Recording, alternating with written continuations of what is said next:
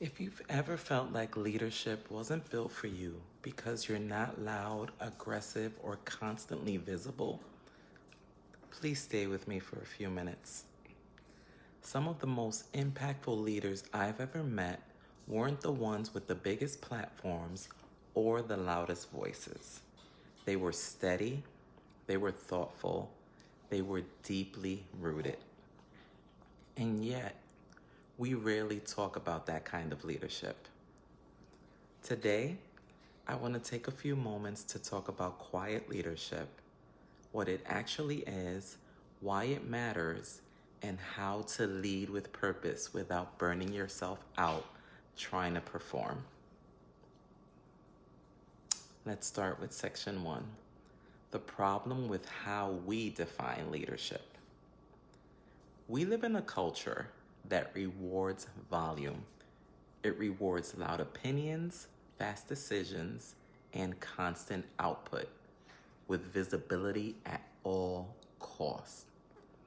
Leadership is often framed as being the first to speak, being the most confident in the room, having all the answers ready on demand, and always being on.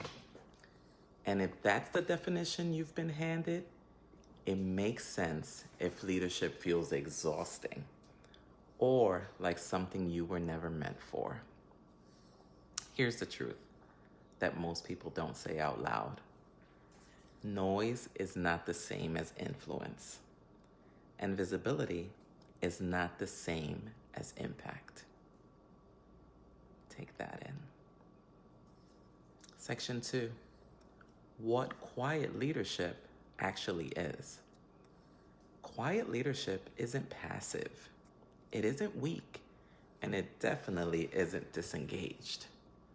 Quiet leadership looks like listening before responding, leading with clarity instead of urgency, making decisions rooted in values and not pressure, and building trust over time, not attention overnight. Quiet leaders don't rush to prove themselves. They don't lead from ego. They don't confuse activity with effectiveness. They lead from alignment. And alignment creates a different kind of authority, the kind people feel even when you're not speaking. Section 3, why quiet leadership feels uncomfortable at first.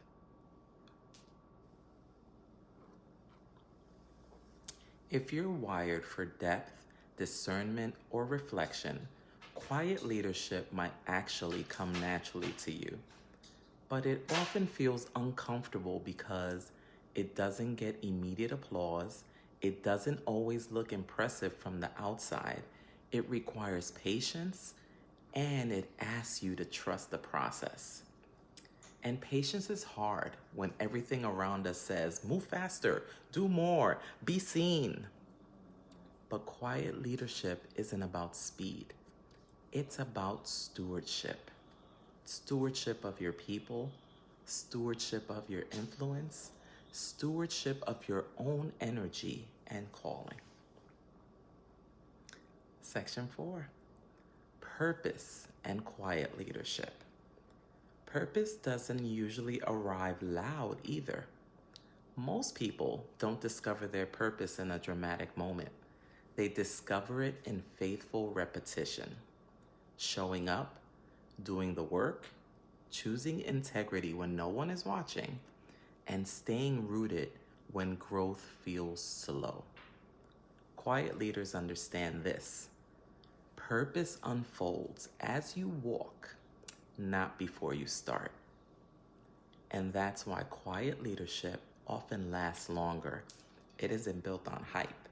It's built on consistency. Section 5, practical shifts for quiet leaders. If you're leading quietly or learning how to, here are a few shifts that help. Number 1, stop apologizing for your pace. Slow doesn't mean stuck. It often means intentional. Number 2, lead from clarity, not comparison.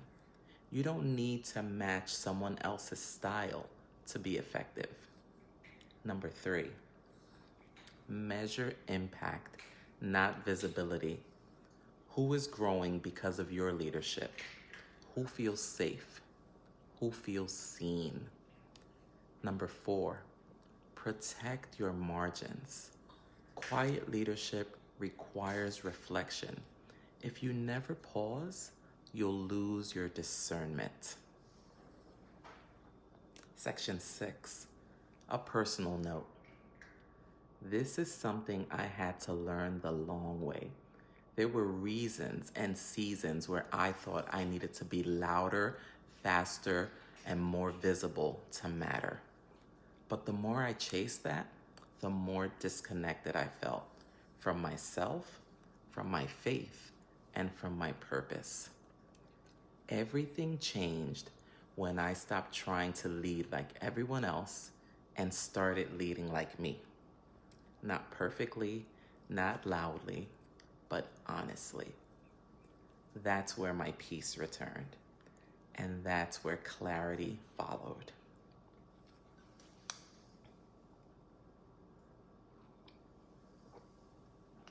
If you're a quiet leader or becoming one, I want you to hear this clearly. You don't need to compete to be credible. You don't need to perform to be purposeful. And you don't need to rush what is meant to be built slowly. Quiet leadership still leads.